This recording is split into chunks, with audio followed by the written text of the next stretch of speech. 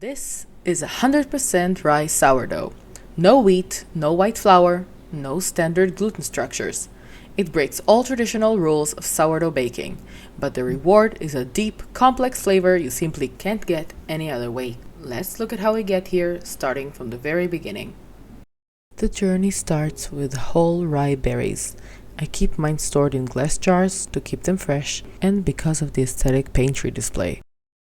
I'm using my Havos Mule mill today, grinding the berries down to a fine, dark, aromatic flour.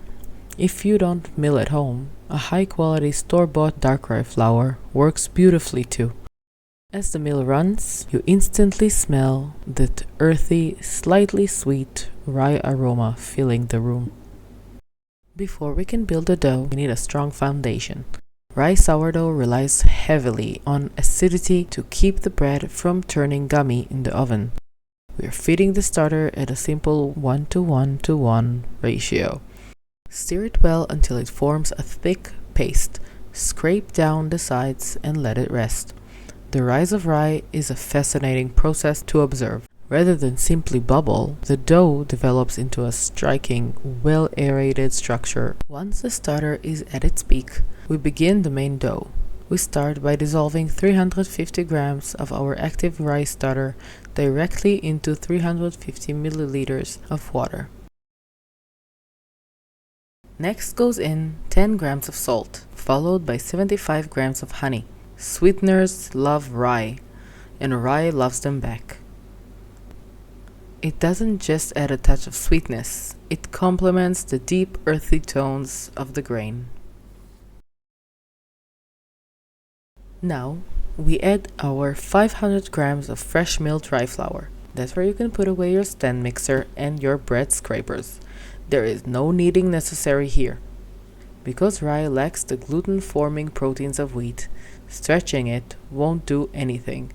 We just mix until the flour absorbs all the liquid.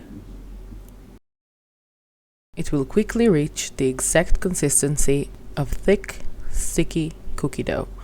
To manage the stickiness, wet your hands with a bit of water. This allows you to smoothly gather the dough into a neat round ball without it sticking to your fingers. Cover the bowl and let it bulk ferment. I do a cold ferment in the fridge for about 12 hours. You'll know it's ready when you see this signature look. The top will puff up and form beautiful, delicate cracks. That's the sign of a perfectly aerated rye dough. Rye is notorious for sticking to baskets, so preparation is key. I'm lining my banneton with a clean cloth and liberally coating it with a generous dusting of rye or rice flour. Don't be shy with it. Bring the dough out of the fridge. With wet hands again, gently work it a few times just to bring it back together. Shape it into a smooth ball, place it seam side up into the banneton, and it goes right back into the fridge for another 10 hours for its final proof.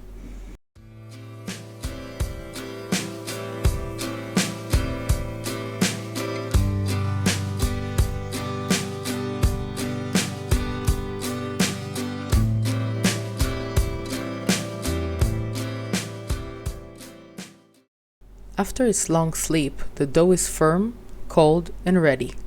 Because rye gets a surprising amount of oven spring, we want to control where it expands. A simple clean cross right across the top handles this beautifully. The oven is preheated to 230 degrees Celsius. I've placed a pan of water at the bottom to create a heavy burst of steam. We're going to let this bake for 45 minutes. When it comes out, it will be deep, dark, and hollow when tapped on the bottom. But here is the ultimate test of patience. Do not cut it yet. Rye starches need time to stabilize as the bread cools. Wrap it in a clean tea towel and leave it alone for a full day, even 2 days. Once you finally slice into it, you are rewarded with a perfectly set, moist crumb, a rich aroma, and a masterpiece of patient baking. Enjoy!